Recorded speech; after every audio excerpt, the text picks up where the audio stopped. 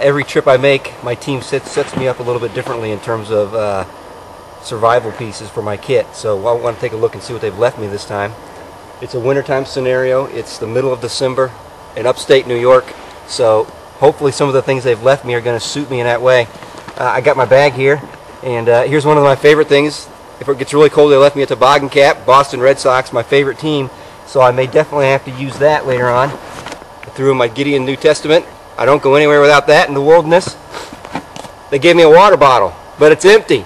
Fortunately though, there's plenty of sources of water around here. We'll talk about that later, so this will come in handy at some point.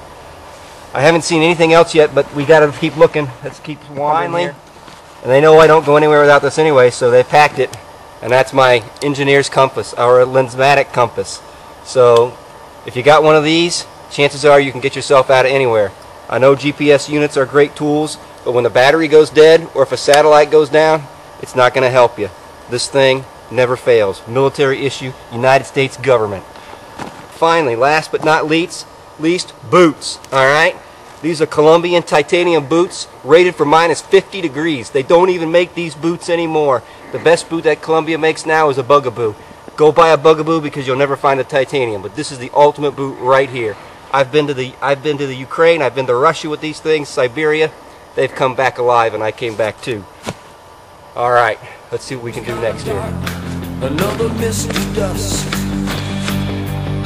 and it came from a tangle down below.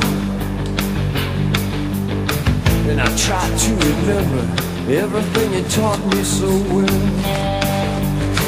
I had to decide. I'm heading down to the gully, check out the terrain, and check out the water source. Before too long,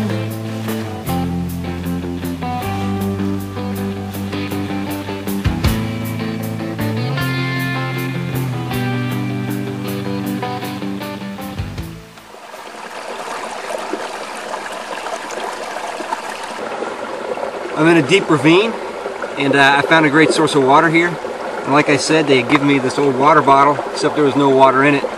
So we can fill up here. This is upstate New York, so I really don't necessarily suggest that you drink the water, not without boiling it first. But I don't even have a fire yet, so we'll see what happens here. First thing I want to do is see if there's any microbes swimming around in here. It looks pretty clear. It's probably right now just a lot of runoff from the snow.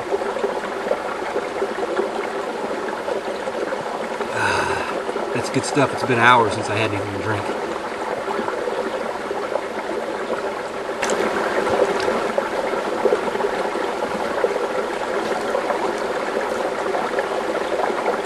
Alright, I can take this back to camp.